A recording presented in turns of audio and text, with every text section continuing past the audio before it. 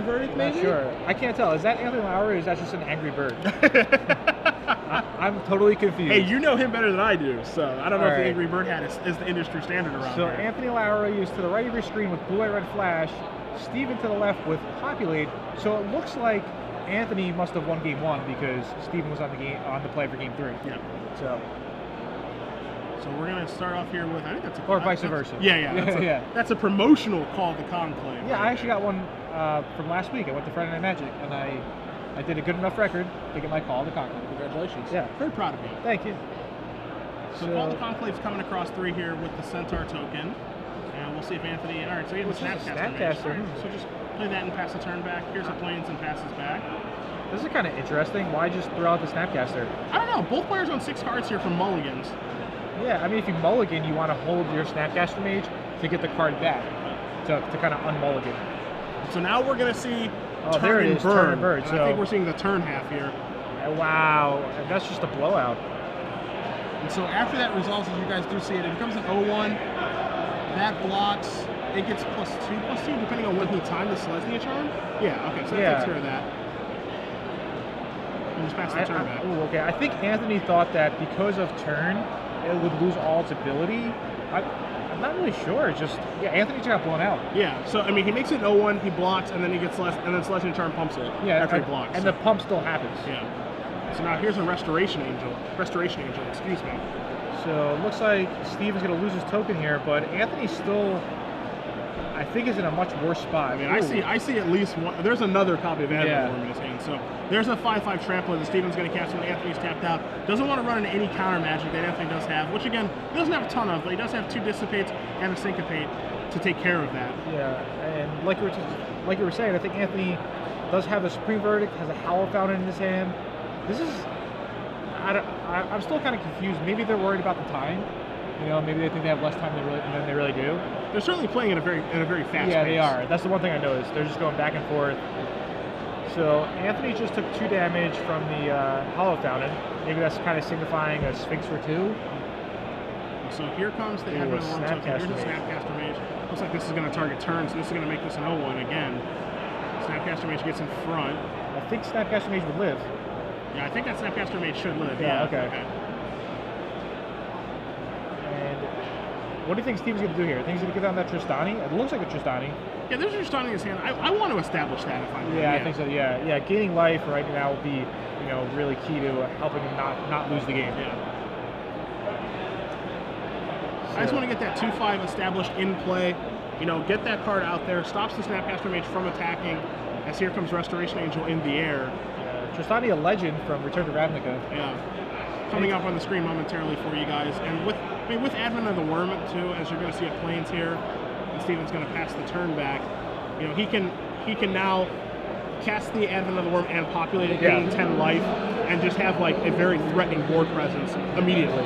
And here's a Sphinx Revelation for 3 from Anthony. So Steven has the opportunity to pull the trigger on this while the shields are down. Yeah, I think he definitely should right now. He should make the 5/5, gain 5 life, populate, gain another 5 life. So Steven's going to go up to 24 life, I believe.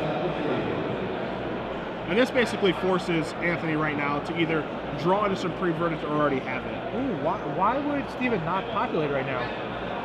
You don't want Anthony to untap. You want to populate immediately. Yeah.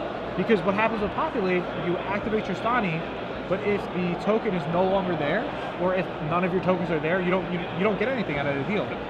So Steven's playing a little bit risky here. Yeah. All right, so Stani's going to get in front of the Snapcaster Mage, and if Snapcaster Mage is attacking, that really signifies just one thing, the Supreme Verdict. But Steven should still get the 5 life. Yeah.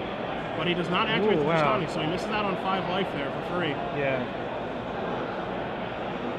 So Steven draws a card. I think it was just a land, it looked like. It looked like a Plains he drew. Yeah. So right now it looks like Anthony is in much better shape right here.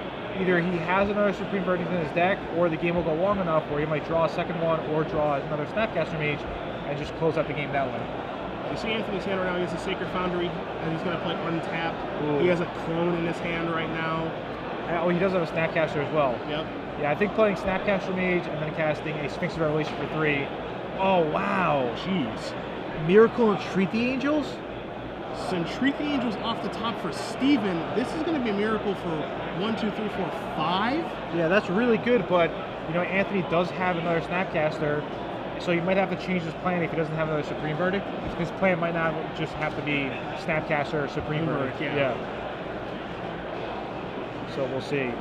You know what Anthony could do? Because if he does have the clone, he could go Snapcaster, flashback Sphinx Revelation, draw some cards, untap, play clone on his Snapcaster, and then Snapcaster back a Supreme Verdict. Come on, these blue cards are too good, dude. Yeah, they really are. These blue cards are ridiculous. Yeah. I mean, that was Steven's best possible draw right there, and he's still way behind. Yeah. Steven's going to need to have, like, running Entreat the Angels to kind of have a shot this game. Well, he's got one more. He only has 2? Yeah, you got 2. All right, so he needs a second one. It's not impossible.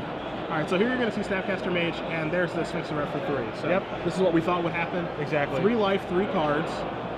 Hollow Fountain and Clifftop Retreat among them. Anthony going to untap. He's going to draw. He draws a Glacial Fortress in with the Snapcaster Mage.